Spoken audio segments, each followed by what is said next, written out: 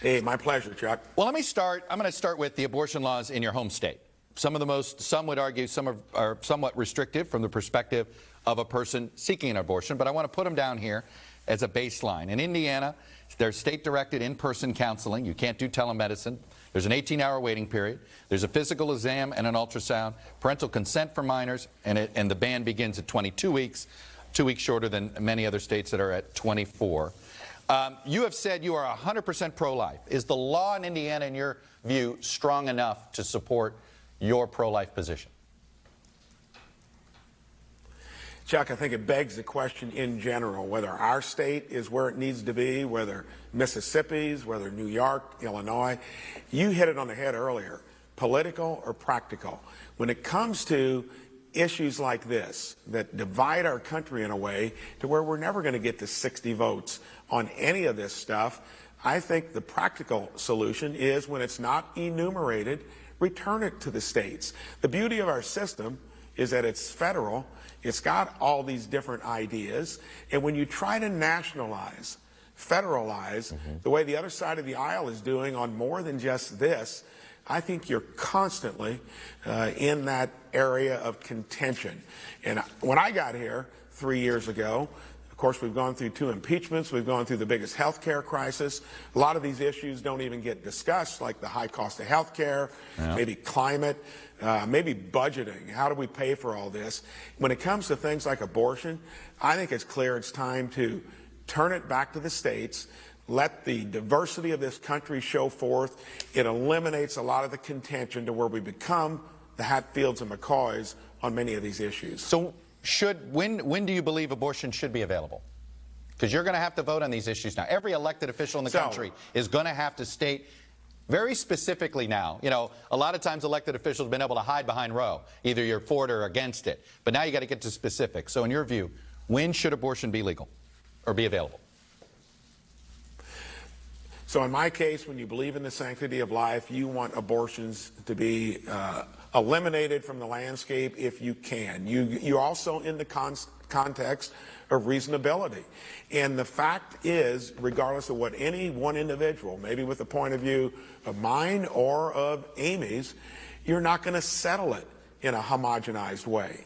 And that needs to reflect itself throughout states, and whatever one's opinion is, whatever you're trying to do politically, why try to do it at the national level? We generally don't do things well here anyway, and on something as contentious as this, it seems like it would make common sense, it'd be practical and not political to send it back to the states and let every state do what they want to do and live with it. And if you don't like it, then go to work within those legislatures. It was never enumerated in the Constitution that this would be something that would be done at the federal level. And it takes the decibel level, the caustic nature of politics, as we see it here in D.C., takes it to another place. I understand it. You don't believe, though, there should be a baseline protection of a woman being able to get and have access to abortion.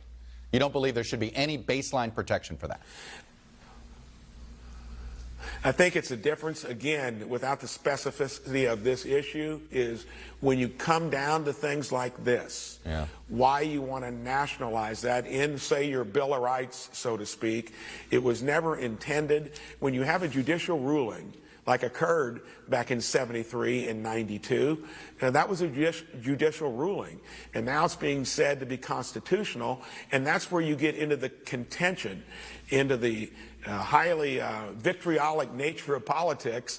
And I think that ought to be the domain of the states. That's the way the Constitution intended it to be. All right, so you want to see a ban on abortion. How would you enforce a ban on abortion? You're going to let that up to the individual states, and you might find that right mix. I'm not saying we got it right in Indiana. I'm saying it's not right in New York.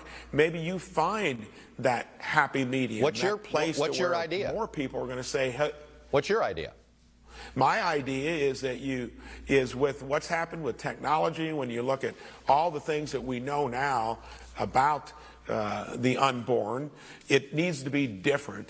needs to be different from where it is. And I don't have the silver bullet. I don't intend to put it out there. I just think you got a better idea of getting where you need to be, not trying to homogenize it at the national level. It sounds like you're uncomfortable with figuring out how you would enforce the ban, because I think that's a question. Do you criminalize abortion? Would you criminalize it? I'm perfectly comfortable with doing it, just not at the level where everybody's got to live with the same thing. And when you talk about criminalizing it, then all you're doing is taking this to a logical extreme that you'll never get to anyway. We just need to take it off of where it is, send it back to the states. Let's find that right way to address it. And this applies to many other issues as well.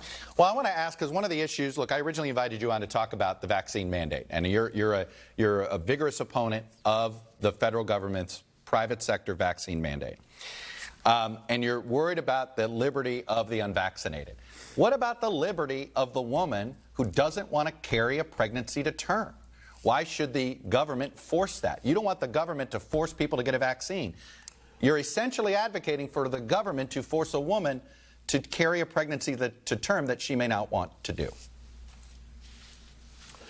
You might try to create that as an issue of equivalency. I don't. In this case of a vaccine mandate, and I think clearly the turf I chose to pursue would be doing it through the Congressional Review Act.